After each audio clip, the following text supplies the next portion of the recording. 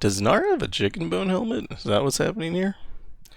My name is Dioversai, and today we're going to be going over a run I did around 6 a.m. using Gnar. This is probably my fourth attempt at trying to get him to work, and the reason that I was using Gnar is because we need a Demacia win, and he was the only Demacia left without an extra constellation, so we have Gnar at 3 stars and no epic relics. Ashe potentially is a better choice here. I think we did a win with a Volibear. If we didn't use Volibear, that's probably good too. But we are using Gnar here, and it worked out surprisingly well. For relics, we're using Stalker's Blade, Chemtech Duplicator, and Grand General's Counterplan. The thing about these relics is that stunning is good. Stunning is just really good in this game. And we're going to take advantage of the fact that Gnar has the ability to stun every round.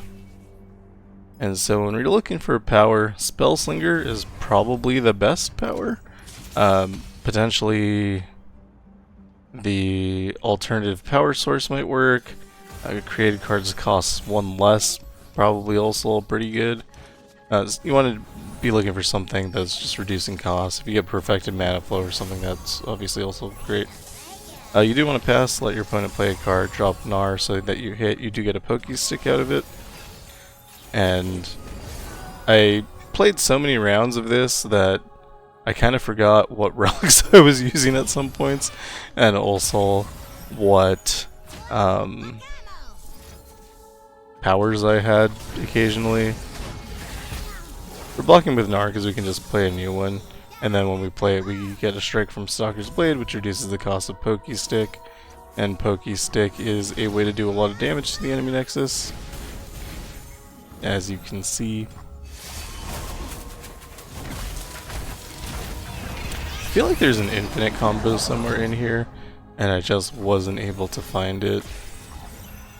Here, I was hoping to attack and just win, and they kind of ruined that for me, so we used Heroic Refrain. Overloading on cards was potentially a bit of an issue at some points.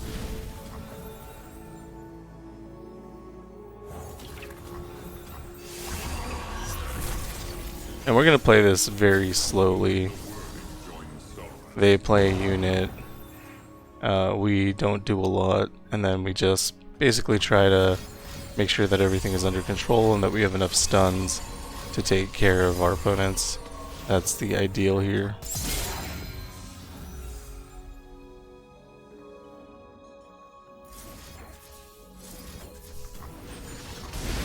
Once we feel like they're out of mana, we're fine just stunning whatever's on the board. Obviously, we can't take a 23 or 30 damage hit.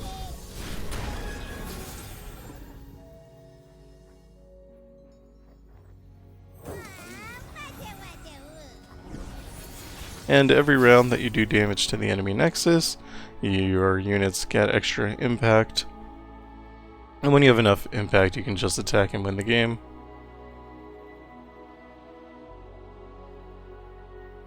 I don't know what I'm doing here. I might have fallen asleep. And this is fine. Gnar will get a Poké Stick out of this, and then we can use the Poké Stick to win the game. So basically, you do want to keep your units alive as long as possible so that they keep stacking up that impact. I think I forgot that a lot of times, or you were in a situation where you're forced to block so you can't keep them alive. That happens. Here I consider here to help, and then I end up going with Cytherea because of Iceborne Gauntlet. Capturing the strongest unit is very strong.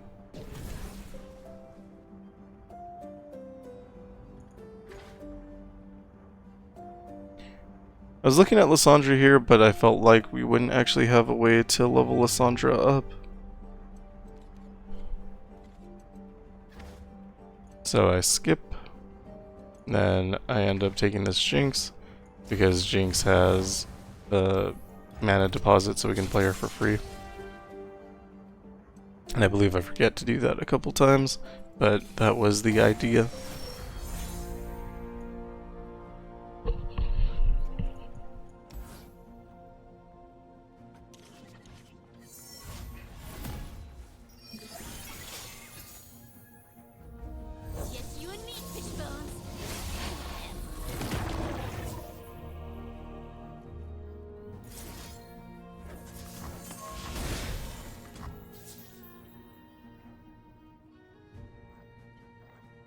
There I was playing in hopes that I drew Gnar. I didn't then, but I did now, so good enough. In the Mountain Drake adventure, a lot of the enemies have formidables, so being able to do damage to them is a good way of preventing your Nexus from taking damage. And I did decide I want to keep Jinx alive here.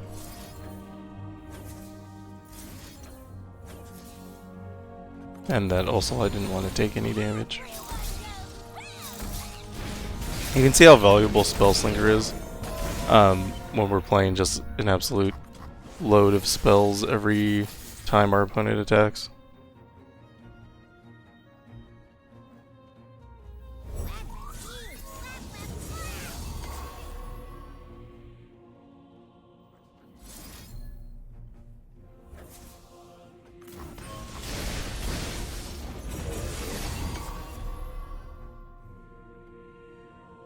I think I had some plans to attack there, but then when they dropped the second unit, there was no reason to anymore.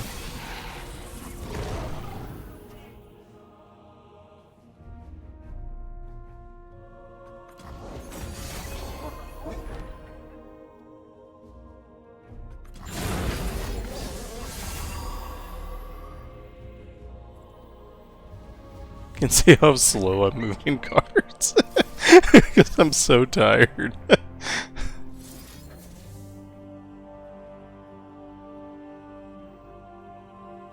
So we stun the strongest units always, and then Chemtech Duplicators are just really good. So with something like Heroic Refrain, we're able to just get so many stats out.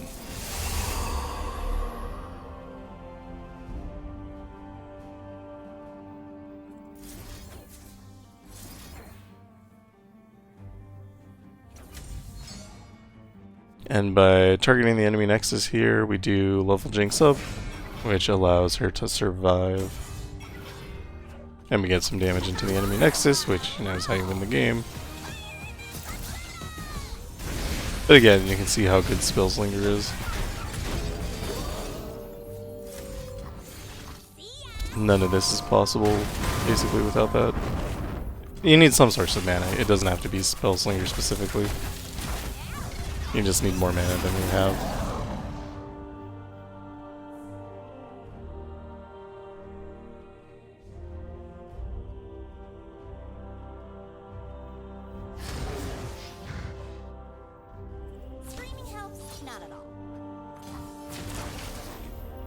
So because of the overwhelm, you can always stun the enemy unit, and that'll let you connect with the Nexus.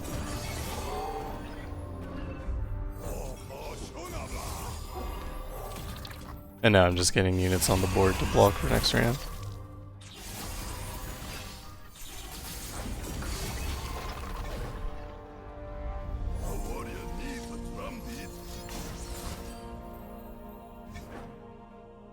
Here, something weird happens.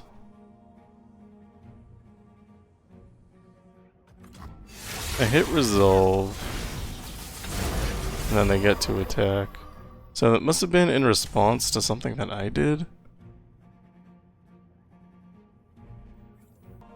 Yeah, okay, it looks like it was in response to the Tusk speaker.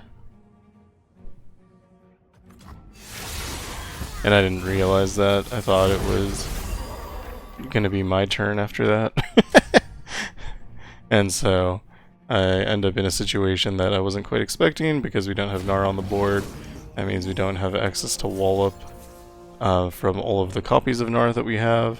And so I feel forced to block everything, which kills my Jinx, which I wasn't hoping to do.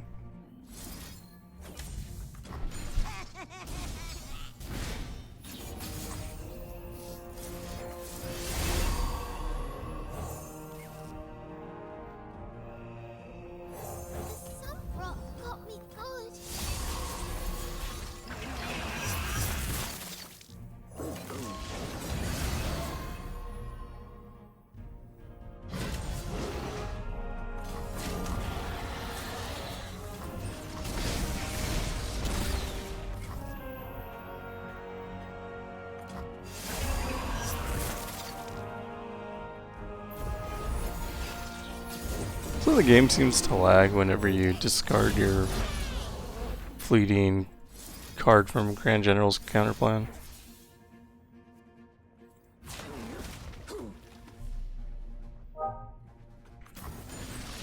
So here I decided to let my Gnar die. I don't know if that's correct. I think it's actually probably wrong. I think I should have stunned it. But it does let me play a new Gnar and then get another Poké Stick, which is good. But we lost 6 impact on that, so that was probably wrong.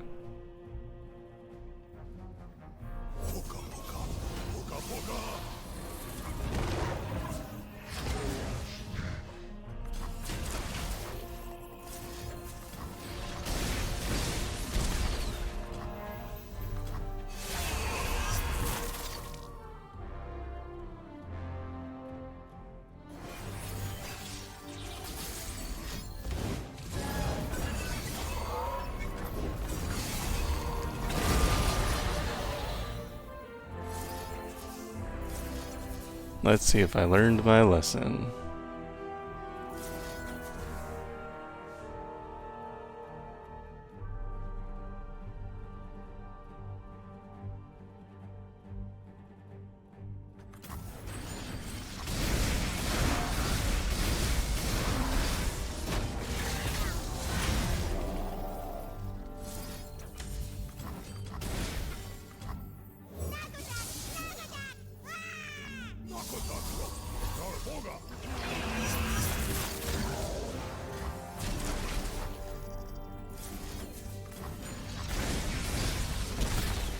So eventually your deck gets basically filled with Gnars because you're playing duplicated Grand General's Counterplan, and so you're just filling your deck up with more Gnar, which means that you're never super worried about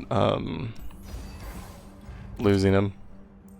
And then there we take the Sunpork's map. It gives us elusive, and it also draws a champion with a hero's horn or whatever it's called.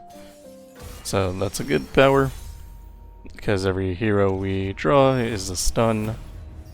Then we go Camavoran Dragon, because the other side, Eclipse Dragon, has a stun ability.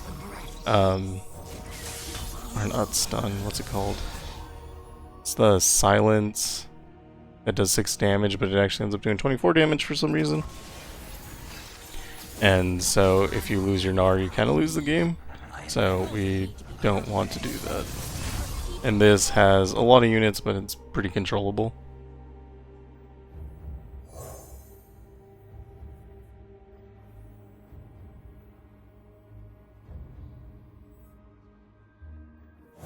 I'm mathing out whether it's okay to play that card or not, and I landed on it. It's not.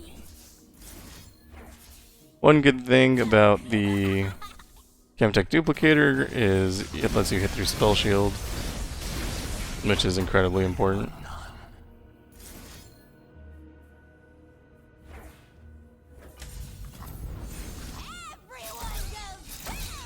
In here I'm working towards the Jinx level up by just playing cards.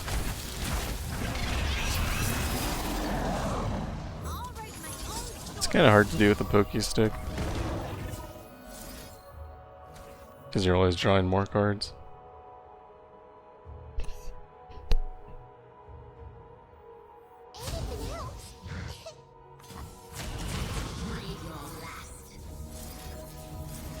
I think I thought I had Overwhelm at this point, because in one of the earlier games I played, I did pick up Crush, which gave me Overwhelm on everything.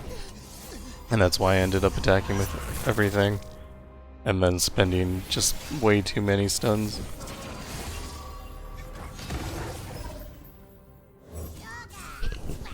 Stuns are your entire survival currency, so not wasting them is good.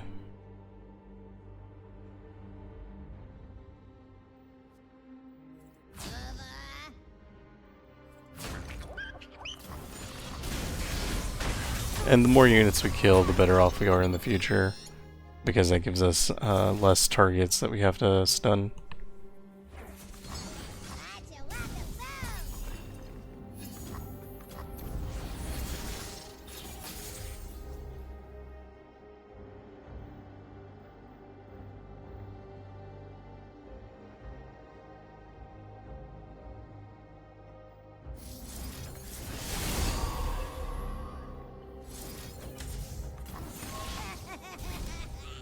Using the Pokey Stick first makes it so that when we attack, we get another Pokey Stick.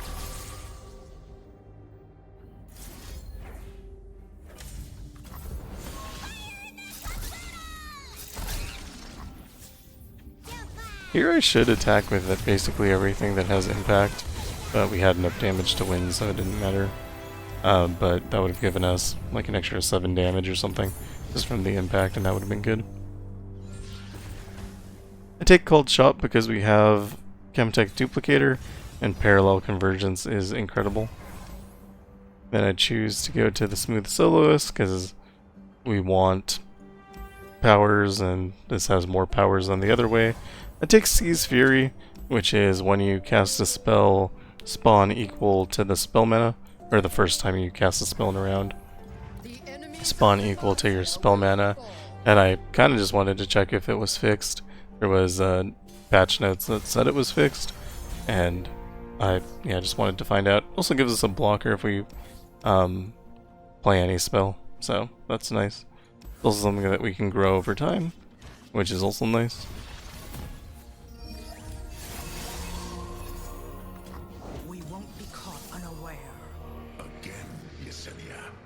I hate that guy. The rally guy is my least favorite guy.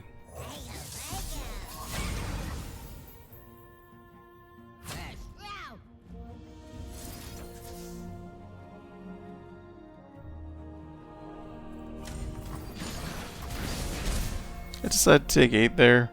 I think that's the right choice. And so we planned on using Pokey Stick there, just to remove that unit. Again, keeping our opponent's units down is wise.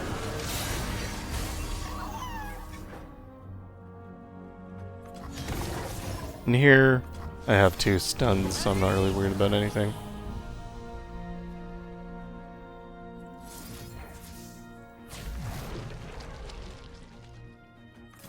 I decided to block here to just keep that extra stun in hand in case I need it for later.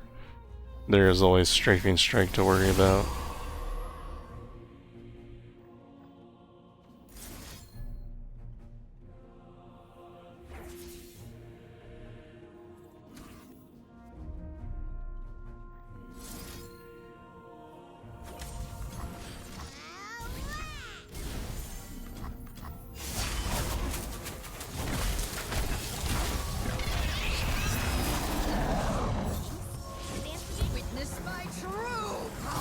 Get Jinx on the board for free.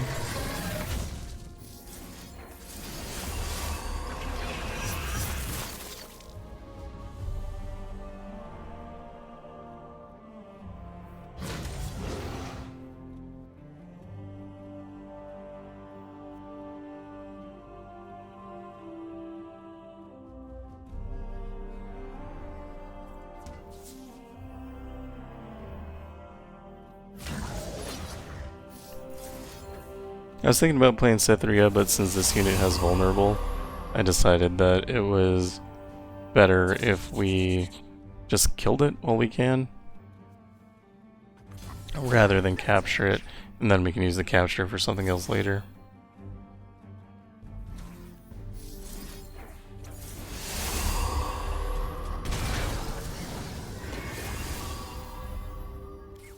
Heroic Refrain is actually pretty good.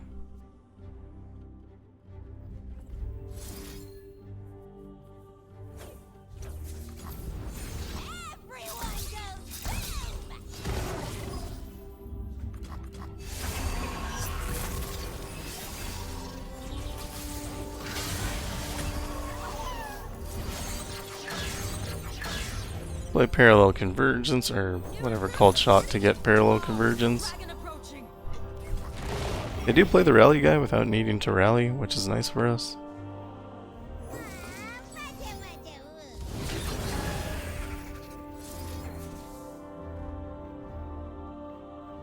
I'm choosing not to learn the name of that card. I'll just call him the rally guy forever.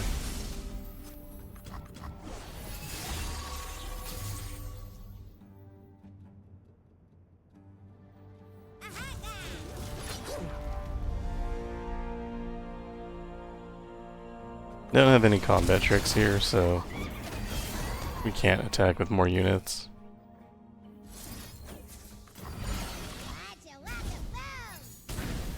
We do get parallel convergence, which, as I was saying, is an incredible card. One downside here is Cytheria has captured a unit, so you'll see that when Cytheria dies, being ephemeral, it releases the unit. So that was bad. But, I mean, we had enough damage to win, so it didn't matter.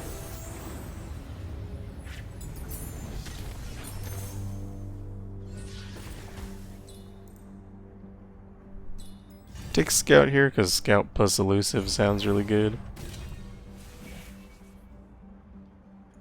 Here I take Evolution.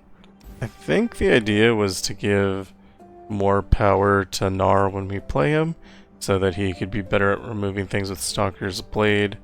Hold them off might have been an equally good idea. Not sure. Then I went Ocean Drake here, because in some of my previous attempts when I went to the Cloud Drake,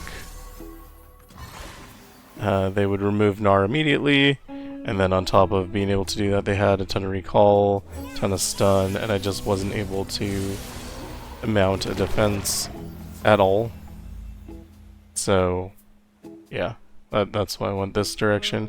This direction does have its own intricacies, wherein you can die. You also get hit by a bunch of Divine Draft on the other side, which means that you are just forever losing all your units and also losing Nexus health, so I think both of these nodes are toxic. So here, for example, we just take 12 damage for free.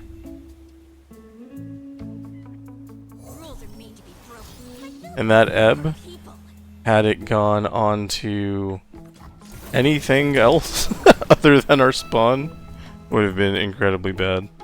We could have either lost Gnar or lost the game if it had targeted the Nexus, so we just luckily dodged. Which is why people don't go this way. Ocean Drake is scary.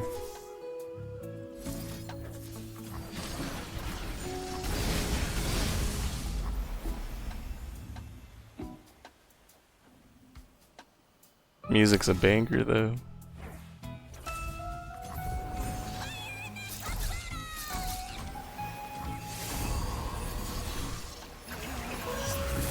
So yeah, I'm living in perpetual fear here. Open attacking is nice.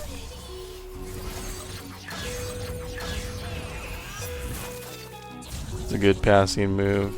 On top of that, you know, get some damage in.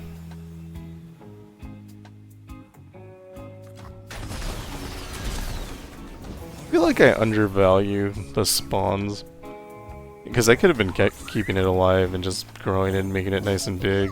But every time I'm just like, okay, it can die. It's fine. Like I said, we're living in perpetual fear here. If they ever do an ebb and it hits, we lose the game, so. We do pick up parallel convergence, which wins.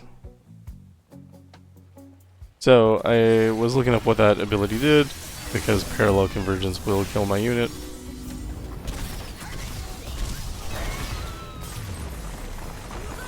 And it wasn't that bad, taking 2 damage is fine.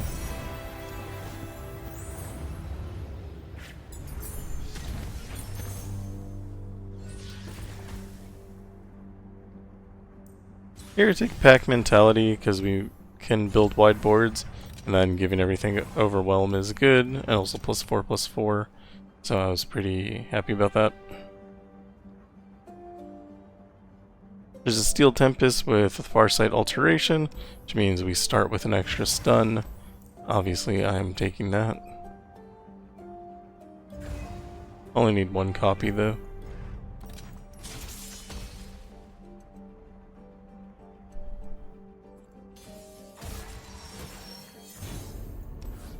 And we never go Peculiar Dragon because you can get hit with Ledros on round 1, and instantly lose the game.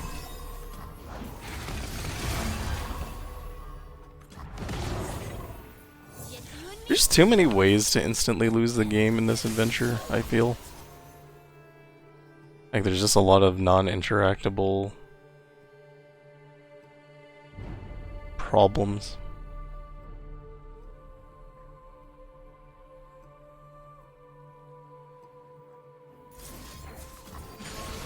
Play that to break Spell Shield. Could have waited till next round, probably a better choice. Chemtech would have been active then. Had the same amount of mana.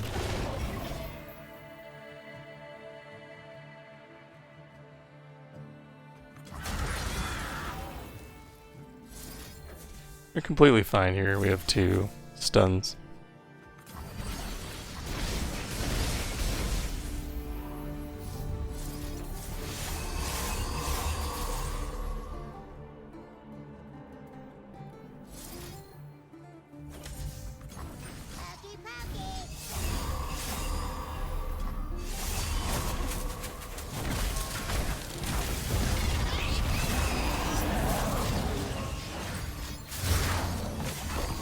I open attack here to see what they have in store, and it's all the frostbite in the world. Capture their strongest unit. We're okay for next round. You can look at our hand and see all of the stuns in it.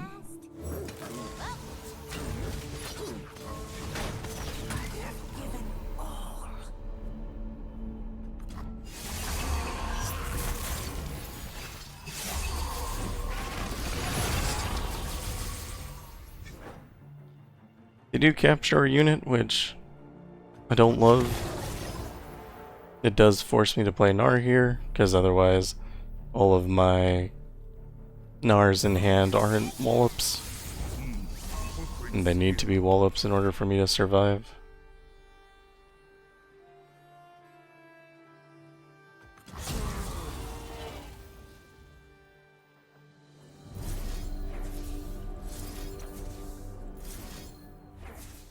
The goal here is stun everything with Overwhelm.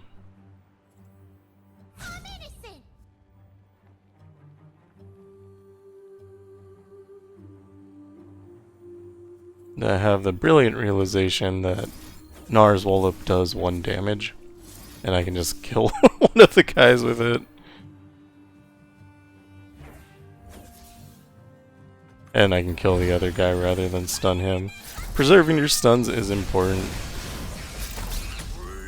Not sure why I got rid of the Pokey Stick. Pokey Stick's really good. I think discarding the Primal Strength was maybe a little better. I don't know.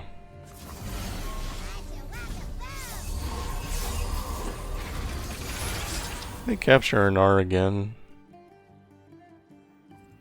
I think about jinxing, using Get Excited there, but then I realized that if I put Gnar on the board first, then I can have 2 Gnars. And so we are losing Jinx here, but I decide that freeing my first Gnar, and then also getting killing the unit was more valuable in keeping Jinx alive.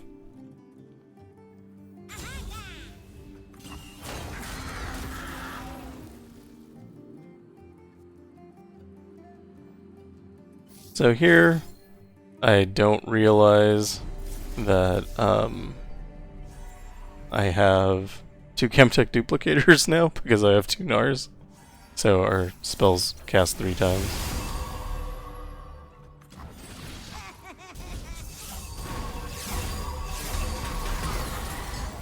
Because of higher education, the draw gives us extra damage. Another thing I completely forgot about. If they did something to stop me there, I would have used the Pokey Stick. But since we had that game won, there was no reason to cast it ahead of time.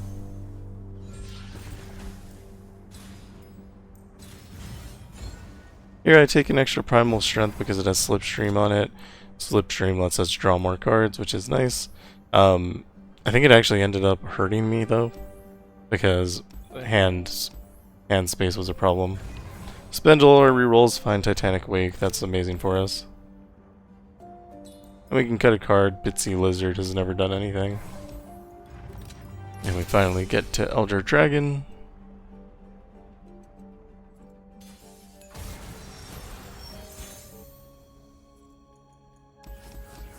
Also, you can see that he has 30 health right now.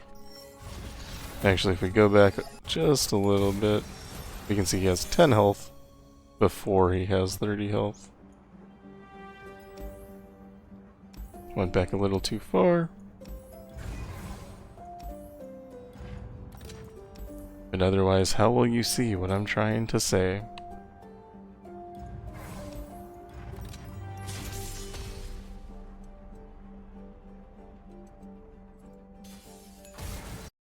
So you can see Elder Dragon has 10 health.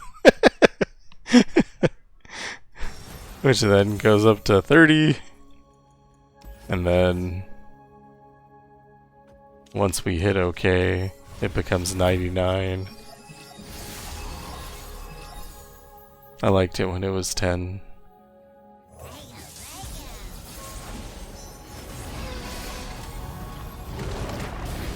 Titanic Wake is awesome. Don't really have anything else to say about that. Our Gnar is actually very strong now. If I'm smart here, I play Parallel Convergence. Or Called Shot, so I can draw Parallel Convergence. I'm not smart. I think maybe I was thinking about saving the mana, and then also not filling up my hand. So, potentially that was the right call. But you do want to get to your Parallel Convergence as soon as possible. And so I do play Called Shot there. Here's a mistake I make. I give myself 2 slipstreams, filling up my hand. So whatever card we draw is going to get fizzled.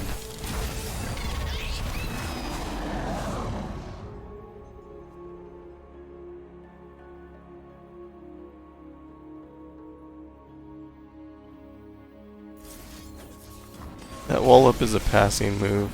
It also gives me a little bit of hand space.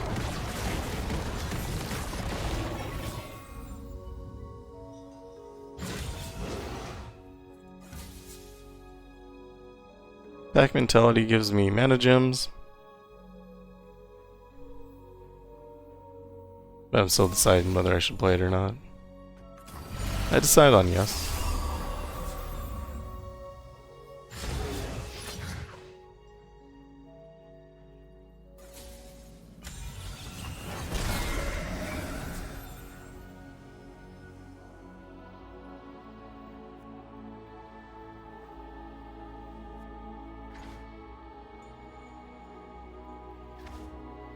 I don't know what I was looking at there. Like, did I expect that there was going to be some secret that would help me survive? I have no idea. I'm trying to decide whether it's worth killing Elder Dragon or not here. I decide on yes. Which, probably the right call.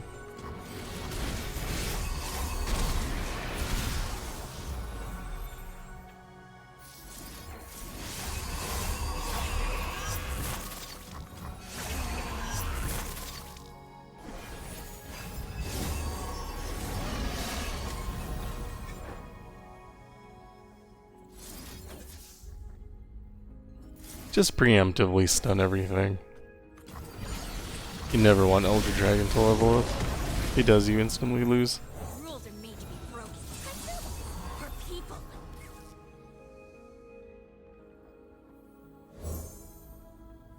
Some there's a blast from the past.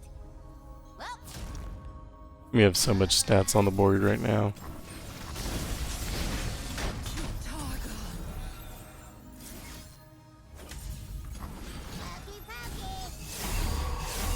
And we draw into Parallel Convergence,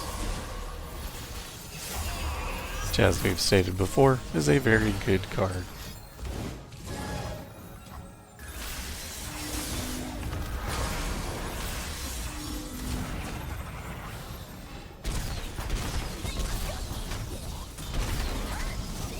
I don't know how all those guys got stats that high.